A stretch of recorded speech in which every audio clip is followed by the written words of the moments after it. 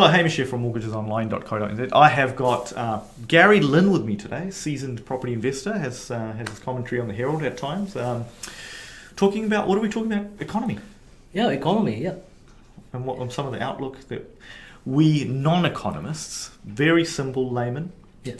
Well, you're a business owner. I used to be a business owner. True, my business is still alive, but you know, we're business owners. And you've worked in the banking industry. And what are your thoughts, Gary, of what's happening out there? Well, the economy looks like we are on. We got the light at the end of the tunnel, right? Ultimately, we're trying to. Everybody or like to think that everybody want to get back to the normal. And then you can see that from overseas examples, you know, the majority of the European countries are opening back to normal. Certain, you know, people have talked to Australia, etc. They're living that as just like the virus doesn't exist. Mm-hmm. So we are returning to normal. We're opening the borders. I think Australia is opening up the borders really soon. They might have already just probably a few days ago. Yeah, that's right. So allegedly there will be a lot of people coming to Australia, and same thing with New Zealand as well. Once we open our borders, right? And the key thing is how long, because you got to remember, majority of businesses, small and medium-sized businesses, you know, we've been what we call affected by this. Obviously, less in the property market and in the mortgage market, because that's predominantly all although we're local. starting to see things now, but yeah, you're right. But if you're in the hospital market, tourism, you know, retail, events, you'll be stuffed, right? You know, it's really bad. That's unfortunate, really. But that's reality is that the businesses are shifting a lot more online, right? Especially the way that you do conduct business, etc. Where you buy your goods and stuff like that. So all of it's moving online. So obviously businesses, they have to pivot. That's the hype word, pivot.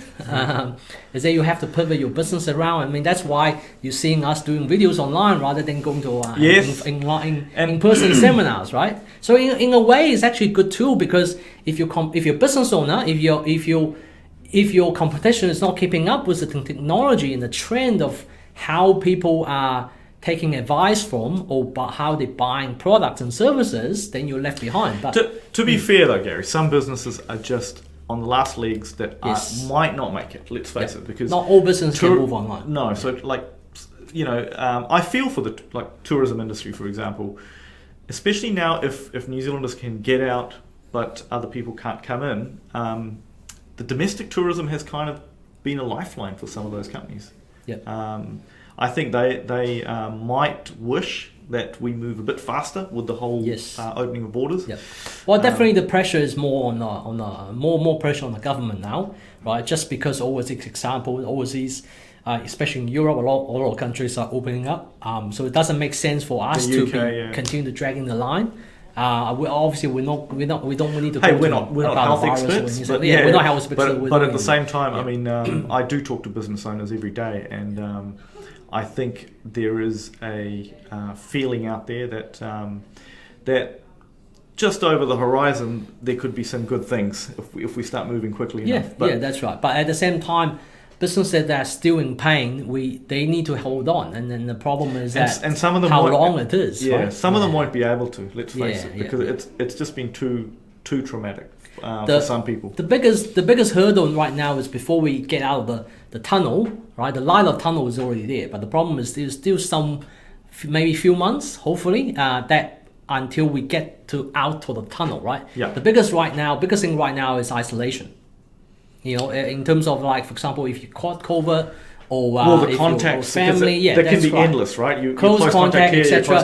The biggest there's problem is small businesses. They can't afford to have separate bubbles for their workforce, because most of the businesses, small businesses, small to medium-sized businesses, they only got one office. They got one set of staff for a particular role, some of the key roles.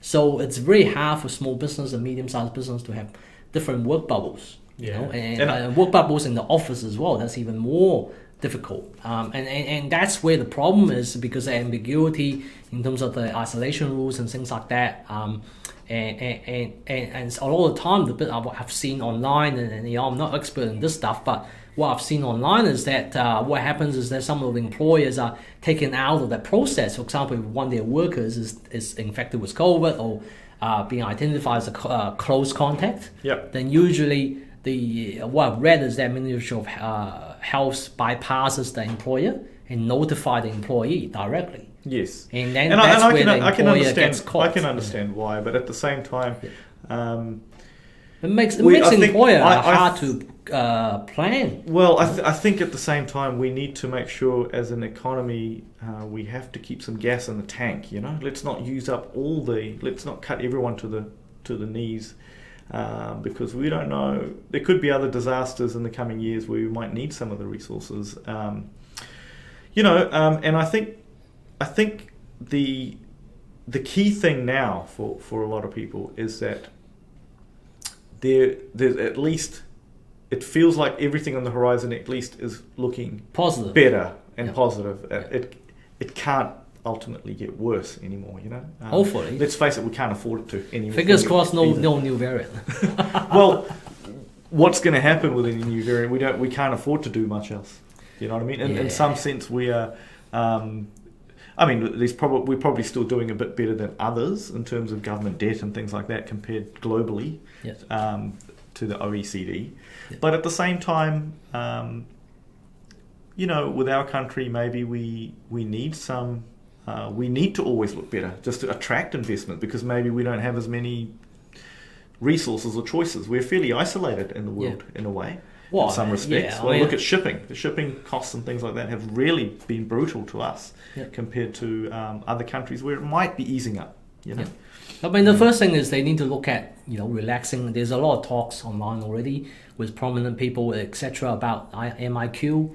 We should get rid of MIQ or relax MIQ, allow people to home isolate, etc., so that we can resume some of that travel. I think that's probably the first step the government need to make a call on, and that's desperately needed by Kiwis and also businesses. Is to ease that MIQ so that when we go overseas, etc., whether it's for work-related purposes or for holiday, etc., that we're not having to play that MIQ lotto. I think, and more importantly, so that international visitors can start coming in at some point. I guess the other thing, in a way, the globe is there's a lot of pent-up demand. People sitting at home all across the globe with their tourism dollars. And let's face it, once things open up, they're going to be quick to spend it, and they're going to be quick to get out there and spend it in places that are open. Right? Well, I mean, but most of them, a lot of them probably have already spent the dollars, like in terms of cars. Right, I'm not into my sports cars. Right, I can see the sports car market. Oh my god! Prices going up. A lot of people already spend. That's true. Already spend on the home renovations and things like that. You probably get a lot of applications from your. We do, but I do see a lot of people very eager to get out and get overseas as well. Yes, that's right. Yeah. Well, and then a lot of that Kiwi dollar is going to flow out.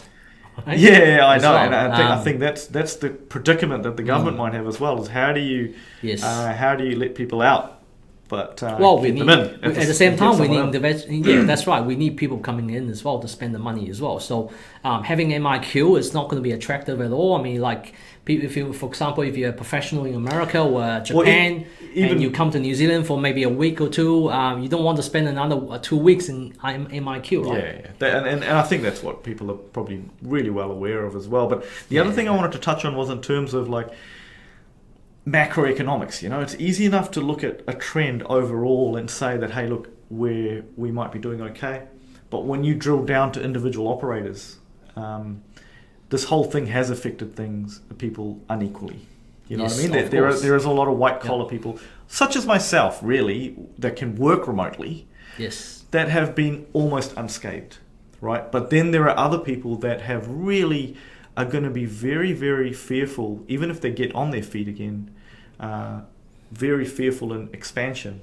So I think that even when we open up, there'll be a lingering lack of confidence for some parts of the economy where you will see investment in there happen a lot slower, Well, the other challenge also, I think, is actually a good point about that, is that like when the international visitors come back in, the borders are open fully, etc., to have the workforce, to entertain them, to be able to accommodate the extra tourists extra demand in hospitality. I mean, perfect example is that there are a lot of hotels right now or motels around the country being used as MIQ, and also emergency housing, etc. So when the borders fully open up, the international visitors turn up, they might find a shortage of hospital accommodation, potentially. Look, I think that's been an interesting chat. I mean, we're not experts. We're just sharing our opinions and what we're feeling. But thanks for watching, and thanks, Gary, for that. And comment your thoughts. Yes, comment your thoughts add your comments. Yeah, exactly.